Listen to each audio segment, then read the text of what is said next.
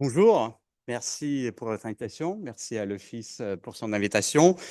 Ce que nous sommes est en train de changer, l'ensemble de la condition humaine est en train de changer du fait de la présence de ce petit objet entre les mains d'Ève, n'est-ce pas?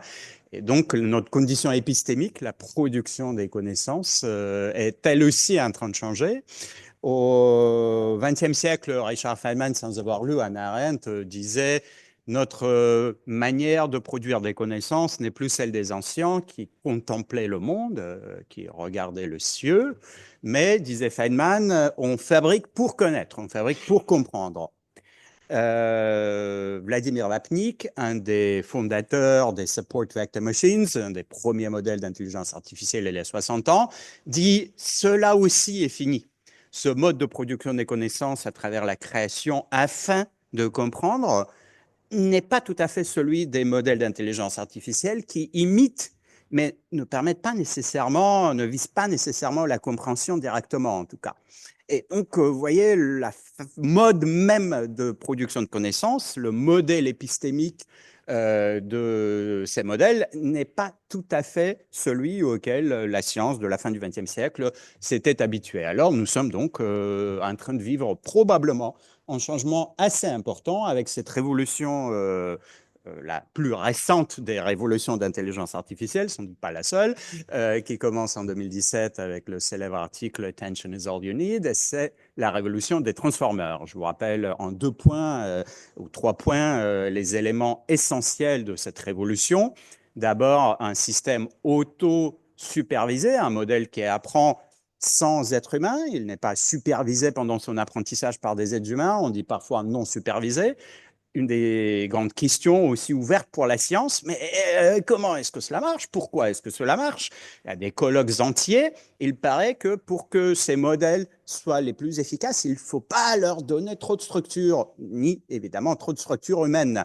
Le slogan de cette entreprise chinoise, less structure, more intelligence, est très énigmatique du point de vue de la linguistique, de la science du langage. Mais pourquoi, si on fait un modèle auquel on ne donne absolument pas de structure ni de concept humain, et ben finalement ça marche mieux?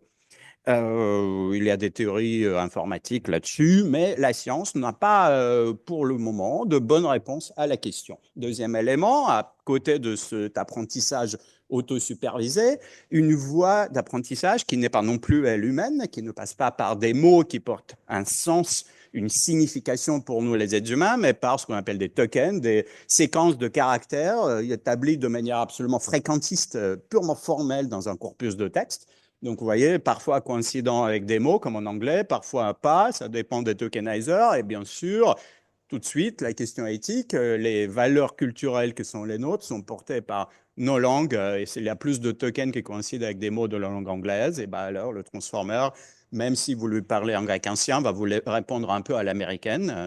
Donc, évidemment, tout cela aussi cache des enjeux éthiques. Donc, toutes ces solutions techniques derrière nous posent sont des sources de tensions éthiques. Troisième élément, j'ai insisté sur le caractère non humain de cet apprentissage, mais non humain, ça veut dire aussi que la machine qui apprend de manière asémantique, entre guillemets, on va dire, ne connaît pas le vrai et le faux, elle n'est pas dans le monde humain, et donc quand elle nous donne un conseil médical, on ne peut jamais être sûr s'il est bon ou pas bon. Le premier, d'ailleurs, ici, c'est un vieux modèle de l'antiquité de l'âge génératif, c'est-à-dire 2020. Hein.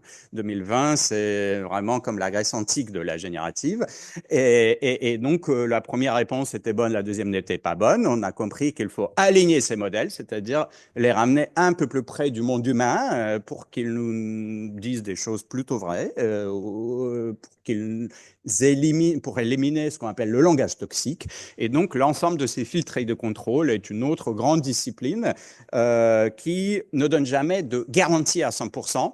Et ça, c'est quelque chose que ceux qui travaillent sur l'éthique ou sur l'encadrement juridique oublient souvent. Du moment où vous avez un modèle, il n'y a pas de garantie, un modèle, un réseau de neurones artificiels, il n'y a pas de garantie à 100%, cela n'existe pas. Il n'y a que des taux de probabilité, donc les erreurs, les hallucinations, comme on dit, peuvent être très peu probables, mais sans doute pas éliminées à 100%. Alors, ces éléments que vous connaissiez déjà depuis 3-4 ans. Depuis l'année dernière, il faut y ajouter d'autres éléments. On va désormais vers des modèles dits de raisonnement, des modèles qui hallucinent justement beaucoup moins, des modèles qui, avant de livrer une réponse à l'utilisateur, vont en interne mouliner ces réponses, en produire plusieurs, les évaluer, parfois en produisant des dizaines de milliers de tokens en interne avant de livrer une réponse à l'utilisateur. Donc, ces modèles de raisonnement vont très largement, j'en suis persuadé, remplacer les modèles, les transformers simples, donc la génération précédente des modèles. De plus en plus de modèles seront des modèles de raisonnement. Cela élimine en grande partie les hallucinations. Cela, évidemment, ne garantit pas non plus qu'il n'y en aura jamais. Une autre nouveauté de l'année dernière, même de cette année, c'est la prolifération des agents. Alors, des agents qui ne sont pas juste des modèles d'IA, mais qui ont aussi une autre fonction supplémentaire, par exemple, aller chercher sur Internet, d'accord, une fonction simple, ou par exemple, lancer tel ou tel outil mathématique ou tel outil de programmation, compiler le code informatique, etc., etc. Donc, ces agents qui combinent la puissance générative des modèles avec des fonctions qui sont intéressantes aussi pour la science, et en particulier les agents de type Deep Research qui regardent l'ensemble de littérature. Vous savez qu'aujourd'hui, avec les agents de Perplexity, d'OpenAI, etc., qu'on appelle Deep Research, vous pouvez faire une revue de littérature qui sera d'une qualité assez extraordinaire. Et c'est vraiment quelque chose à quoi il y a même 2 ans, avec les modèles d'il y a 2 ans, on ne pouvait absolument pas penser. Hein. Donc vraiment, les agents de type Deep Research permettent aujourd'hui d'accélérer énormément une grande partie du travail scientifique qui consiste à étudier l'état de l'art. Les modèles qu'on a avec le raisonnement et avec la fonction d'agentivité dépassent aujourd'hui largement les transformers purs sur les tests de niveau PhD et au-delà du PhD. Donc voici un des benchmarks. C'est très compliqué de fabriquer des benchmarks. Je pense que mes collègues de Playas, par exemple, tout à l'heure, vont discuter du problème de création de benchmarks pour évaluer les modèles. Alors voici un benchmark récent qui date d'il y a 6 mois. Qui parcourt toutes les disciplines scientifiques, niveau PhD et au-delà. Et donc, vous voyez que si les transformers purs sont très mauvais sur des benchmarks très, très avancés, quand même scientifiquement, les modèles de raisonnement et surtout les agents de type Deep Research peuvent aller aujourd'hui jusqu'à un quart, jusqu'à 26%, ce qui est assez énorme. Donc, pour étudier la littérature, chercher des réponses, généraliser à partir des connaissances existantes et essayer de trouver la bonne réponse. Les modèles d'IA avec ces nouvelles fonctions, ça marche très très bien. Mais il n'y a pas que cela. Il y a aussi la tentation pour l'instant, ou la tentative de faire des modèles qui, pour nous, fabriqueront des nouvelles connaissances. Pas seulement faire des résumés ou des reviews, d'accord, mais aussi fabriquer de nouvelles connaissances. On a vu un article de AI Scientist accepté dans une revue d'informatique. On a vu aussi de la part de DeepMind un programme de AI Core Scientist pour faire des recherches en biologie. Et là, la question est intéressante. Déjà, sur le plan d'intégrité scientifique, c'est-à-dire comment est-ce que vous publiez un texte de ce genre? Est-ce qu'il faut passer par un comité d'éthique, ce qui était le cas ici? Donc, toutes les procédures sont à élaborer pour un article écrit par un modèle. Qu'est-ce que c'est? Mais sur le plan épistémique, ce qui est intéressant, c'est la question de savoir pourquoi est-ce que finalement ces modèles pourraient-ils produire de la connaissance nouvelle? Et la réponse simple, enfin simple, rien n'est simple dans ce domaine, mais si vous voulez, en un slide, la réponse, c'est qu'il y a quelque chose comme trickstery ou la ruse de ces modèles qui émergent et qui permet justement d'imiter les meilleurs scientifiques. Vous savez que quand vous êtes mathématicien ou quand vous êtes, je sais pas, linguiste, il est très important de trouver le truc, enfin la manière d'approcher le problème qui est vraiment originale, vraiment nouvelle. Donc très souvent, quand vous cherchez la preuve d'un résultat résultat, bah, vous cherchez justement l'astuce. Et donc, ces modèles sont astucieux de manière non humaine, en quelque sorte. C'est un exemple qui n'est pas scientifique et qui est très souvent montré comme un exemple d'un comportement horrible.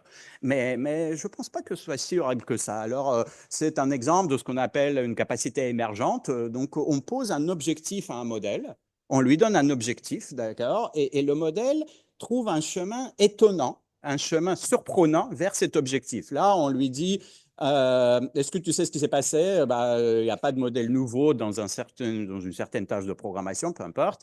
Et le modèle, un modèle de raisonnement, donc vous voyez, les transformers, GPT-4 savait faire ça, mais les modèles de raisonnement, justement non alignés, savent faire ça très très bien. Ils trouvent en mode raisonnement, ils trouvent des manières assez surprenantes de parvenir à la tâche. Donc ils disent, bah, par exemple, je vais me faire passer pour cet élément manquant, donc je vais prétendre hein, et très souvent, on dit, oh là là, c'est un mensonge, c'est de la manipulation. Et c'est vrai, ça dépend des contextes. Hein. Ça peut être de la manipulation, mais ça peut aussi être justement cette recherche de voies surprenantes, de petites astuces nécessaires pour parvenir à trouver, pour nous, les êtres humains, quelque chose de nouveau, quelque chose d'intéressant. Et donc, cette capacité-là me mène à vous proposer ce premier constat, enfin, premier, peut-être dernier pour les 20 minutes d'intervention, que finalement, beaucoup de choses que nous appelons problèmes éthiques, sources de tensions éthiques, sont des propriétés de ces modèles que la science exploite et dont elle tire profit. Les hallucinations, hein, on ne les aime pas. Hein. Quand le modèle dit faux, ben on dit c'est du fake news, c'est de la mésinformation. Mais justement, New York Times récemment a fait tout un article sur les hallucinations utiles, ne serait-ce que pour trouver des modèles de rapplement de protéines. Ce qu'on appelait autrefois problème de robustesse n'est pas tout à fait un problème. Le manque de robustesse peut être recherché, il peut être très bénéfique pour faire de la science, etc., etc. Les biais aussi peuvent être parfois bénéfiques. Et donc, très souvent, ce qu'on qualifie un peu vite pour nous, les êtres humains, du moment où il s'agit de, je sais pas, fabriquer du texte pour nous, on dit c'est un problème, c'est toxique. Eh bien, non, la science va exploiter ces propriétés du modèle. Donc, vous voyez à quel point il est difficile ici de bien juger du caractère responsable, éthique, etc. Bon, c'est compliqué, et donc cette complication n'est pas la seule. À cette complication épistémique très, très, très profonde, ça en ajoute une autre, qui provient donc de notre cadre réglementaire que vous connaissez tous, cette donc, loi qui existe depuis l'été dernier, et qui a une énorme zone grise sur la recherche ou le développement exclu de la loi. Mais attendez, en tant que je prends ma casquette d'expert à la Commission européenne, nous évaluons des dizaines, des centaines de projets. La recherche, oui, est exclue, mais si vous développez, par exemple, un système d'IA émotionnel pour évaluer les travailleurs sur le lieu de travail, la mise sur le marché est interdite, article 5. Mais la recherche n'est pas interdite parce que toute la recherche est exclue de l'EACT, article 3. Eh bien, écoutez, est-ce que vous financez un projet dont toute exploitation est interdite? Mais le projet lui-même n'est pas interdit. Vous voyez? Et ce genre de zone grise, il y a encore 3-4 mois, l'IA Office, le bureau de l'EA, la Commission européenne, n'en était même pas conscient. Nous sommes vraiment dans le plus grand flou aujourd'hui pour savoir où s'arrête ce qui est exclu de l'EACT. Est-ce que c'est TRL4? Est-ce que c'est TRL5? Est-ce qu'il faut le mesurer en TRL ou en autre chose? Personne ne le sait. Donc, une énorme zone grise, et il faut discuter avec différentes agences, mais là aussi, dans cette loi, quelque chose que j'aime bien. Vous savez, je ne suis pas du tout opposé à l'EACT, il y a des choses formidables dans l'EACT, et par exemple, il y a un nouveau principe éthique. Vous savez, ce n'est pas tous les jours que vous avez un nouveau principe éthique. Tout le monde a entendu parler de non-discrimination, d'explicabilité, de transparence, d'accord? Bon, on parle de ces choses depuis, je ne sais pas, 20 ans, 15 ans, mais là, l'EACT dit il faut maintenir les distinctions. Un contenu doit être identifiable. Est-ce qu'il est produit par un modèle d'IA ou est-ce qu'il est produit par les êtres humains? Et donc, mon considérant préféré, considérant 133, évidemment, ça n'est pas facile parce que cela marche scientifiquement plutôt bien pour les images. Nous savons faire des codes en filigrane ou des watermarks, comme on dit, pour les images, pour que ce soit identifiable par les logiciels, pas à l'œil nu, d'accord? La loi ne le dit pas à l'œil nu, non, non, à l'œil nu, c'est identique. Hein, mais derrière, si vous mettez un logiciel de détection, il va vous dire telle vidéo, telle image a été fabriquée par un modèle d'IA. Ça marche beaucoup moins bien pour le texte. La science, pour aujourd'hui, ne sait pas faire ça pour le texte. Et c'est un des grands enjeux aujourd'hui de la recherche scientifique, comment faire des watermarks pour les outputs, pour les sorties en texte. Et après, il a aussi tout un tas de zones grises, bon, mais je ne suis pas sur les détails. Par exemple, oui, donc il faut faire des watermarks, mais pas si vous faites du travail éditorial standard. Ça veut dire quoi exactement, travail éditorial standard? Bon, il y a tout un tas de questions amusantes dans cet article 50.2 sur les watermarks, mais vous voyez, là, ce qui est pas mal, c'est qu'il y a un nouveau principe éthique. Il faut maintenir les distinctions. C'est un peu comme les golems, pour ceux qui s'intéressent aux histoires des golems. Il faut donc mettre des codes en filigrane. Vous ne savez pas les faire, eh ben, allez-y, travaillez, chers chercheurs. Vous voyez, c'est vraiment un mandat pour faire plus de recherche. On essaiera. Cela va entrer en vigueur à partir du mois d'août. Bon, on verra bien à quel point on saura faire des watermarks en texte à ce moment-là. Alors, pour terminer, deux mots sur ce que nous faisons dans mon équipe avec mes collaborateurs. Donc, nous fabriquons pas seulement des outils pour la recherche fondamentale, mais aussi pour la recherche industrielle, pour évaluer, alors là, ce que la Commission appelle par un terme contradictoire, mais malgré tout très à la mode, Ethics Readiness Levels. Comment est-ce qu'on évalue dans un projet vraiment de R&D industriel ou de R&D technologique le niveau d'avancement de ces travaux, ce qu'on appelle l'éthique par conception. Donc, ce n'est pas seulement de l'audit, c'est aussi, j'utilise les mots-clés bruxellois un peu, ça n'est pas seulement de l'audit, c'est aussi de l'éthique par conception, comment intégrer cette réflexion en amont dans le travail de conception d'un système d'IA. Donc ça, c'est pour la recherche industrielle. Pour les experts évaluateurs, et le FIS participe au réseau ENERI, par exemple, à tout un tas d'initiatives européennes, nous proposons des formations pour les évaluateurs à la fois européens et membres des comités d'éthique de la recherche, des CER en France.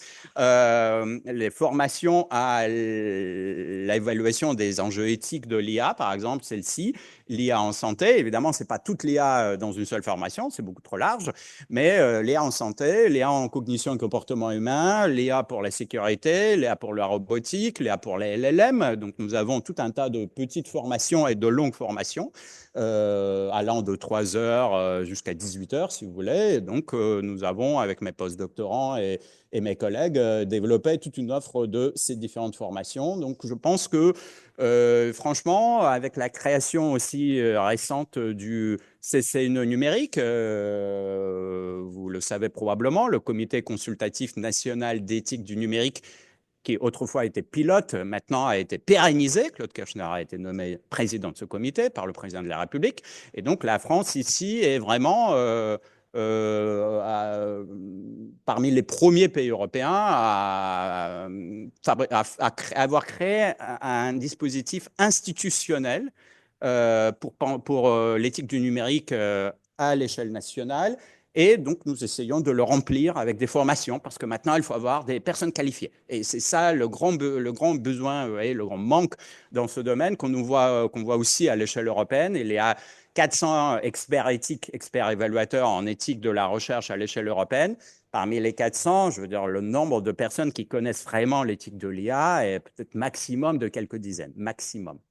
Donc, le besoin de formation est absolument immense. C'est pour terminer, une dernière histoire, si je peux. Alors, vous savez, il y a cette pensée très, très paradoxale et très troublante, il paraît que troubler, c'est le mot du moment, de Heidegger. Heidegger, en 1945, pour reprendre ma casquette de philosophe un tout petit peu, en 1945, il se cache dans les champs au milieu de l'Allemagne parce que la guerre arrive, etc. Et il écrit un texte, un dialogue socratique très étrange. Et il parle d'une région, mais non pas des champs où il se cache, mais il dit, et c'est un dialogue entre un enseignant et un scientifique, il dit, dans cette région où nous séjournons, tout est dans le meilleur ordre, seulement si cela n'a été fait par personne. Bizarre.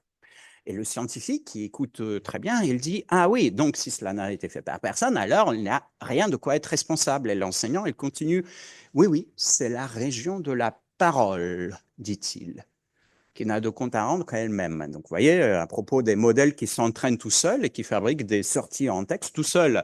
Et donc, la question de la responsabilité, dont je ne vais pas du tout parler aujourd'hui parce qu'il faut que je termine, qui est une des grandes questions, mais évidemment, en lisant Heidegger, on dit non, non, on ne peut pas être satisfait de dire que personne n'est responsable. Le Fils est là pour nous dire, celui qui signe, celui qui reçoit le résultat, qui est prompté, qui a signé un article, de toute façon est responsable, même s'il a fait tout cela avec l'IA. Donc la question de l'autorat, comme Stéphanie a dit, est très importante. Mais à côté, il y a une autre question, la question du mérite.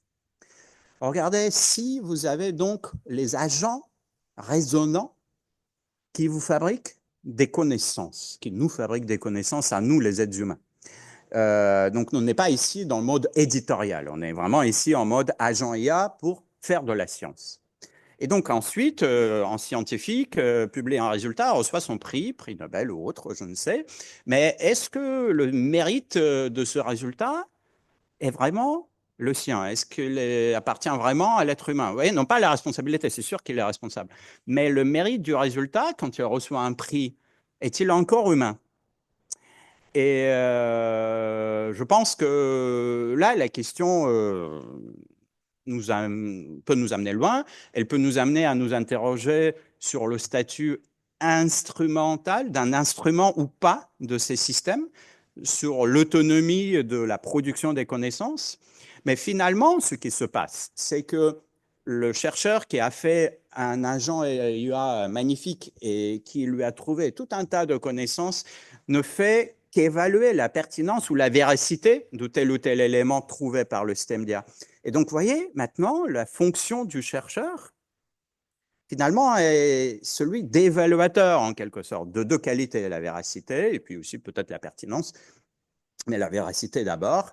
Et donc, celui qui évalue, devrait-il encore recevoir un prix? A-t-il le mérite qu'il faut pour recevoir un Nobel, par exemple?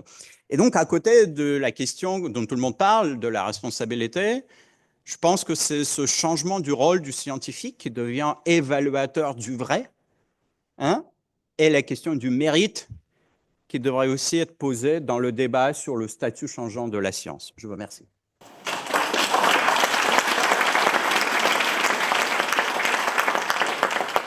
Bonjour, merci pour cet exposé. Donc, moi, je suis physicien, je suis aussi au collège du HCRS, mais moi, j'ai un petit problème quand même parce que toute une partie de la science, moi, ma spécialité, c'est la métrologie.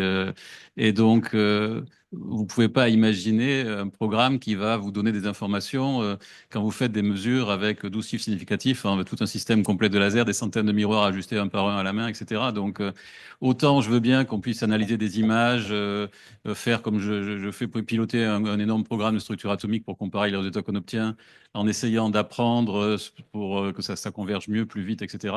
Et d'ailleurs, ça ne marche pas si bien que ça avec des réseaux neuronaux. Mais sinon, sur les parties expérimentales, que ce soit en physique, en biologie, en chimie, ben, à un moment donné, il faut aller serrer des boulons, quoi. Et donc ça, c'est quand même et comprendre ce qu'on fait pour avoir la précision qu'on veut. Donc, vous avez tout à fait raison, cher collègue, mais j'ai une nouvelle pour vous. Vous ne faites pas des systèmes d'IA. Le 4 février, la Commission européenne a publié un texte de 13 pages sur la définition des systèmes d'IA. Et bien, tout ce qui est utilisation du machine learning dans la science sur des données purement scientifiques, au CERN, je ne sais pas, en météorologie, sciences de la Terre, par exemple, comme ici même, tout cela est exclu de la définition du système d'IA. Ah, c'est du machine learning, mais ça n'est pas du système d'IA au sens de la Commission européenne. Et on est dans un monde nouveau. On pensait que c'était quand même de l'IA. Eh ben non. Et donc, vous avez complètement raison. Il n'y a pas que de l'IA générative dans la vie. Hein. Il y a tout un tas de types de machine learning, et pas que de machine learning. Il y a des systèmes experts, il y a de l'apprentissage bayésien, il y a énormément de choses. La science n'a absolument pas attendu l'IA générative. Donc, il y a tout un tas de techniques pour l'analyse des données. Hein, c'est immense. Tout cela, depuis ce petit texte de la Commission européenne, formellement ne s'appelle pas système d'intelligence artificielle. Voilà le monde dans lequel nous sommes. si. Merci beaucoup pour cette présentation, Isabelle Rémijoux de l'INSERM.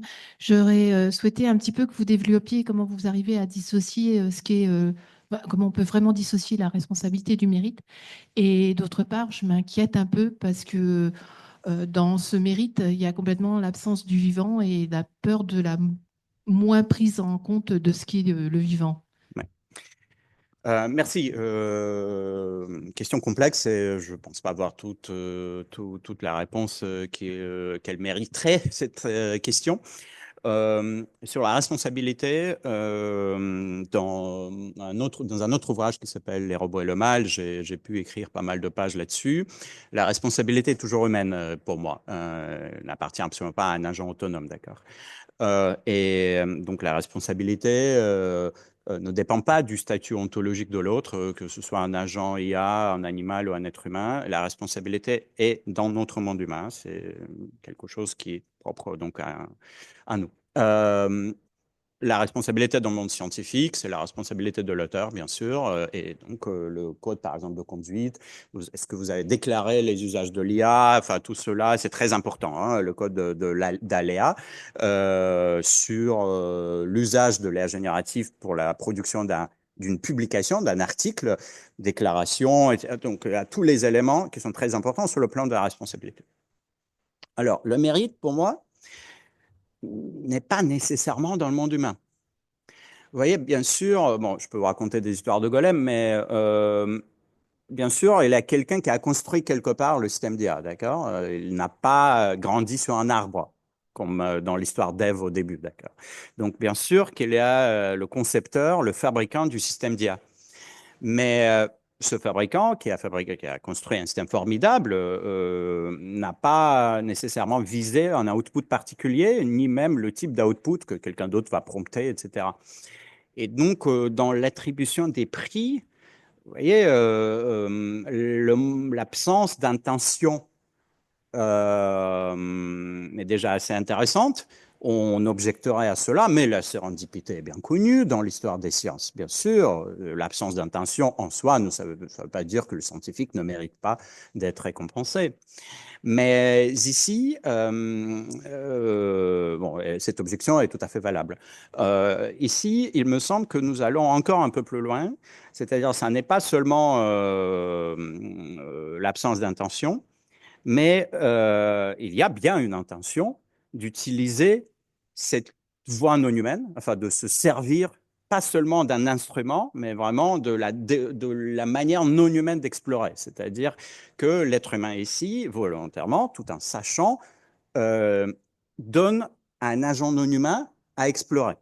Et donc, pour moi, non pas la responsabilité, parce que la responsabilité ne concerne pas le non-humain, mais le mérite, du moment où il y a cette intention de profiter du non-humain, le mérite cognitif, le mérite épistémique, pour moi, pose question. Donc, le mérite existe tout à fait sur deux plans. Premier plan, celui qui a fabriqué le modèle, d'accord? Le créateur, donc celui qui a fait un golem, d'accord? Il a prouvé qu'il était un très grand ingénieur, etc.